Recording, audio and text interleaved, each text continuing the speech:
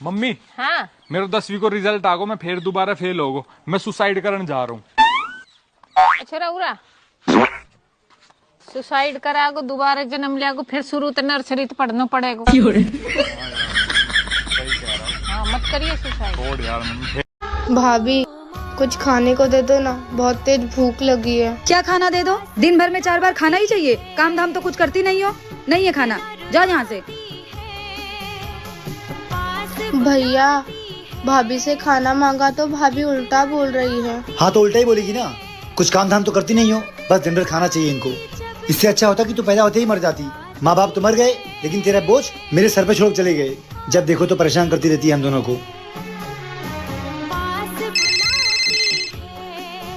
हाँ बहन बोलना।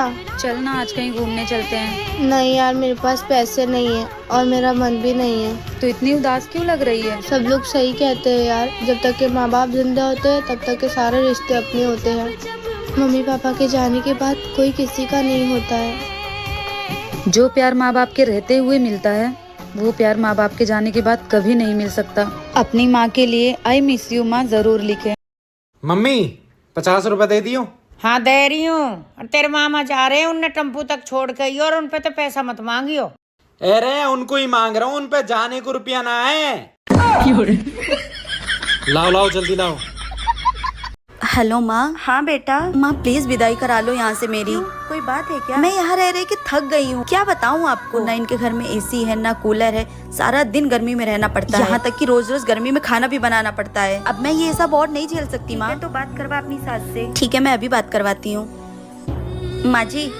हाँ बहू, मम्मी बात करेंगी आपसे। हेलो। हाँ समधन जी, प्रणाम प्रणाम। मेरी बेटी की विदाई कर दीजिए, उसे वहाँ पे सुकून नहीं है। आप लोग गर्मी में उससे खाना बनवाते हैं, ऐसी सास होने से अच्छा है कि मेरी बेटी बिना सास के ही रहे। समधन जी, ये का तरीका है बात करने का और विदाई मांगने का? एक तो आप पूरे 1 साल बाद फोन करके विदाई मांग रही हैं और वो भी इस तरह से। आप बताइए विदाई करेंगी या नहीं? हाँ करूँगी।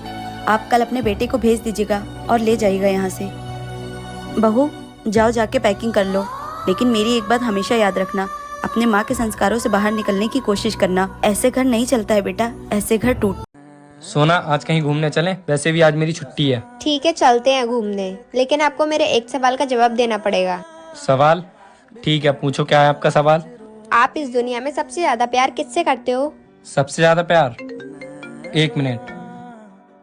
हाँ माँ। बेटा तेरी छुट्टी है, मुझे कहीं घुमा लाना। मेरे पास टाइम नहीं है, मैंने कहा छुट्टी आपको घुमाने के लिए है, और वैसे भी इस बुढ़ापे में कहाँ जाओगे आप, जब देखो फोन करके परेशान करते रहते हो। रखो फोन। हाँ तो सोना चले घूमने? मुझे कहीं नहीं जाना आपके साथ घूमने, मुझे और भी काम है, जाओ यहाँ से। अरे क्या हुआ आपको, इतना क्यों चिल्ला रहे हो मुझ पे? जिस माँ ने आपको पाल पोस के इतना बड़ा कर दिया, आप उन पे चिल्ला सकते हो क्या? मैं आप पे नहीं चिल्ला सकती हूँ। मुझे घर में कोई काम नहीं है, लेकिन मैं उस इंसान के साथ नहीं जाना चाहूंगी जो अपनी माँ की इज्जत ना करता हो। वो तो तुम्हारी सास है ना, तुम्हें उनकी इज्जत की क्या पड़ी है? शादी के बाद हर लड़की की सास उसकी माँ होती है, और मैं नहीं चाहती कि कोई मेरी माँ की इज्जत खराब करे।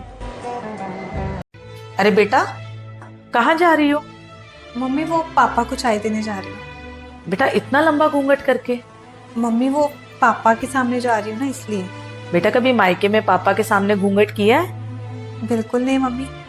तो ये भी तो तेरे पापा है ना, हम पढ़े लिखे लोग हैं, मॉडर्न जमाने के हैं, इतने बड़े घूंघट की कोई जरूरत नहीं है। ठीक है मम्मी, आप सही कह रही हो, वैसे भी मुझे ना घुटन हो रही थी घूंघट से। नहीं नहीं बेटा ये गलत है, मैंने घूंघट हटाने को बोला है, सिर से पल्लू हटाने को नहीं। सिर पे पल्लू रखना जरूरी है। क्या मैंने कभी सिर से पल्लू हटाया? नहीं ना। यही हमारे भारतीय संस्कार है, यही एक तरीका है जिससे हम अपने बड़ों को इज्जत दे सकते हैं। हाँ आप सही कह रहे हो मम्मी, मैं समझ गई आप क्या समझाना चाह रही हो।